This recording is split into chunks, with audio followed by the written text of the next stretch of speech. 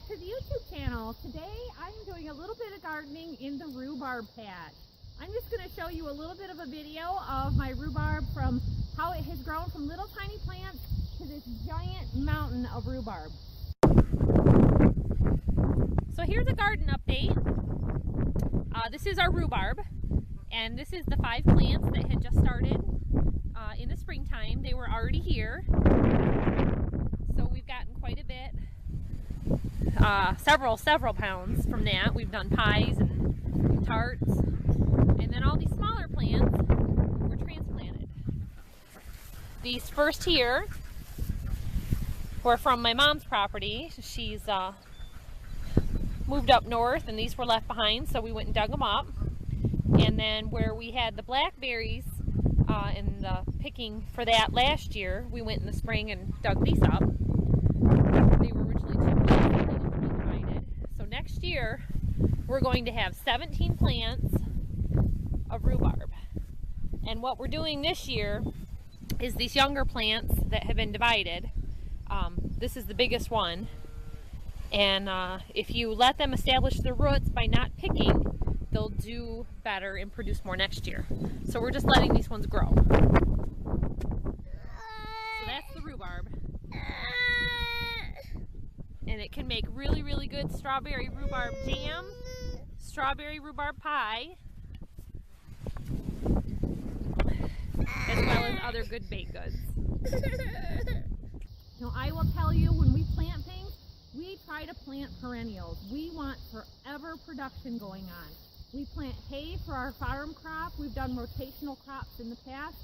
Everything you can do on your farm, your homestead, and even just your home garden to keep things going year-round instead of having that money going out and starting over, it is great things for you. Great things to come year after year. One of the first signs of spring is this baby rhubarb, little sprouts popping up when the sun first starts to warm up the ground. We have about 27 rhubarb plants here that have been divided through the years. Some of my larger rhubarb was here when we bought our farm 7-8 years ago, and some of it has been transplants from my mother's property years and years ago. So they have all been going anywhere from probably 10 to 20 years to within the last 8 years. This is forever poundage of food coming in, plentiful. We use it for jams, jellies, pies, cobblers, and rhubarb crisps. Strawberry rhubarb, one of my kids' absolute favorites in the homemade jam. It's real easy to grow. It's real easy to harvest. It prefers full sun. Plant it where it can grow. A lot of times people will plant it on the edge of a building. We like to plant it right out in the opening so it gets morning sun, afternoon, and evening sun. And that is going to be your optimum growth. Now, out of this, we generally probably get close to 50 to 100 pounds. It varies year to year. The plants are growing. I've got some here that need to be divided. And if you ever need rhubarb divides, get a hold of me and we'll get them shipped out to you.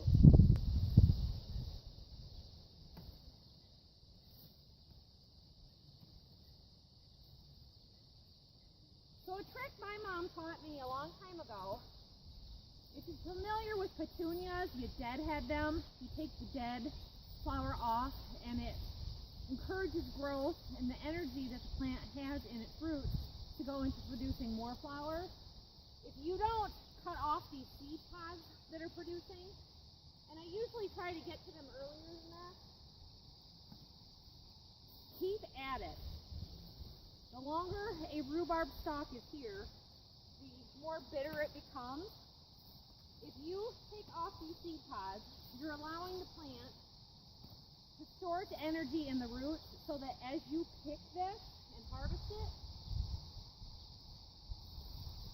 more leaves will be produced later in the season. I can keep my rhubarb growing until the first frost by cutting off these seed pods. Now, a lot of people say you're supposed to only eat the rhubarb in the spring. If you're doing this, it's not going to be bitter, and you're also not allowing the plant to store its acid. That's what makes the leaves poisonous, is oxalic oxalic acid. That's also what's used in beekeeping to keep pests out of the beehive. So normally they tell you to cut an inch from the leaf. So if you're letting your rhubarb stand for a long time and with the seed pods, you're going to want to cut it further back.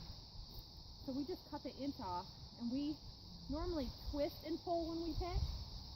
I just cut this for an example. But this is the end part. I just snip that off. I leave it right here on the ground to compost. And right there, you've got all that. We do a roadside stand most of the year. And we generally sell this for $2 to $3 a pound.